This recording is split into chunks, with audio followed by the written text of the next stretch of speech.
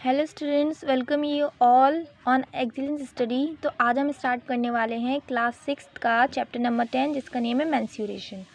तो मेंस्यूरेशन में बेसिकली हम पेरीमीटर और एरिया के बारे में बात करेंगे। तो सबसे पहले देखते हैं कि पेरीमीटर क्या होता है। तो पेरीमीटर हमारी वो डिस्टेंस होती है जो हम उसकी बाउंड्री के अलोंग कवर करते हैं जब हम एक पॉइंट से स्टार्ट कर वापस उसी पॉइंट पर आएँ। फॉर एग्ज़ाम्पल यहाँ पे मैंने एक स्क्वायर दे रखा है।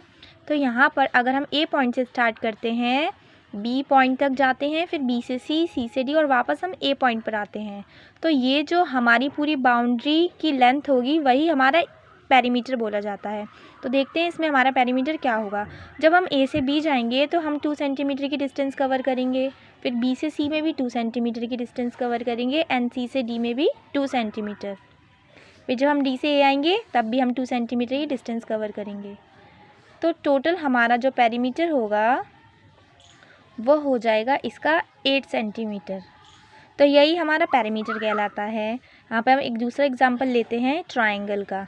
ये हमारा एक ट्रायंगल है, तो यहाँ पे हम इसको 1 सेंटीमीटर, 2 सेंटीमीटर और 2 सेंटीमीटर ले लेते हैं। तो इसका पेरीमीटर क्या होगा, जब हम पॉइंट ए से स्टार्ट करके पूरी बाउंड्री के अलोंग चलकर पॉइंट ए पर ही वापस आएंगे तब उसको हम उसका पेरीमीटर बोलेंगे जो हमें इस बाउंड्री की लेंथ बताएगा। अब इसका पेरीमीटर चेक करते हैं। तो ये आएगा हमारा 1 + 2 + 2 जो कि हो जाएगा हमारा 5 सेंटीमीटर। तो यहाँ पे मैंने कुछ फार्मूलाज लिख रखे हैं पेरीमीटर के। तो पेरीमीटर ऑफ रेक्टेंगल होता है हमारा 2 × लेंथ प्लस ब्रेथ। लेंथ को हम एल से इंडिकेट करेंगे और ब्रेथ को बी से डिनोट करेंगे। इसी तरह पेरीमीटर ऑफ स्क्वायर होता है हमारा 4 × साइड। यहाँ पे हमने साइड को एल से डिनोट किया है। उसी तरह हमारा इक्विलेटरल ट्राइंगल का पेरीमीटर आएगा 3 × साइड। यहाँ पे हमने ट्राइंगल की साइड भी एल से डिनोट की है। तो यहाँ पे हम कुछ रेगुलर शेप्स के लिए भी पेरीमीटर लिख सकते हैं। इसी तरह हमारी रेगुलर शेप्स कौन सी होती हैं? रेगुलर शेप्स वो शेप्स होती हैं जिनकी सभी साइड की लेंथ बराबर होती है। फॉर एग्जांपल हमारा रेगुलर हेक्सागन लेते हैं हम। तो हमारा रेगुलर हेक्सागन का पेरीमीटर आएगा, रेगुलर हेक्सागन पहले होता कैसा है। हेक्सागन हमारा 6 साइडेड फिगर होता है। क्योंकि ये रेगुलर है इसलिए इसके सारे फिगर्स की लेंथ बराबर होगी। अगर ये 1 सेंटीमीटर है तो ये भी 1 सेंटीमीटर होगा। सिमिलरली सारी साइड्स हमारी 1 सेंटीमीटर हो जाएंगी। इसका पेरीमीटर निकालने के लिए हम 1 को 6 टाइम्स ही प्लस करेंगे ना। तो इसका पेरीमीटर आएगा 6 सेंटीमीटर। तो जब हम 1 को 6 टाइम प्लस कर रहे हैं तो हम इसके लिए एक फार्मूला डिराइव कर सकते हैं जो कि हमारा फार्मूला हो जाएगा 6 × 1, वो भी हमारा 6 सेंटीमीटर आएगा। हैंस यहाँ से हमें फार्मूला मिला 6 × साइड, जिसको हम 6L से भी डिनोट कर सकते हैं। इसी तरह हमारा अगर पेंटागन होगा तो पेंटागन में हम 7 साइड लिख देंगे। इसी तरह से हम सारी फिगर्स का पेरीमीटर निकाल सकते हैं। तो अब हम एक्सरसाइज 10.1 स्टार्ट करने वाले हैं।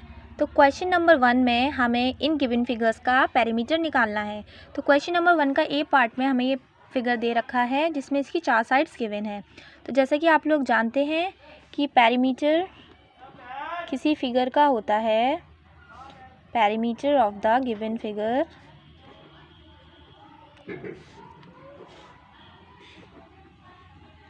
फिगर होता है हमारा सम ऑफ ऑल साइड्स, जिससे कि हमें उसकी पूरी का पूरा पेरीमीटर जो होगा उसकी बाउंड्री के अलोंग जो डिस्टेंस होगा उससे ही पता करेंगे ना। तो जब हम सम ऑफ ऑल साइड्स कर देंगे तब हमें इसका पेरीमीटर पता चल जाएगा। तो यहाँ पे हम साइड्स का प्लस करेंगे 5 + 1 + 2 + 4 जो कि आ जाएगा हमारा 5 और 1 6, 6 और 2 8, 8 और 4 12 सेंटीमीटर। सिमिलरली हम सेकंड फिगर में भी पेरीमीटर इसी तरीके से निकालेंगे। हमारा पेरीमीटर होगा सम ऑफ ऑल साइड्स।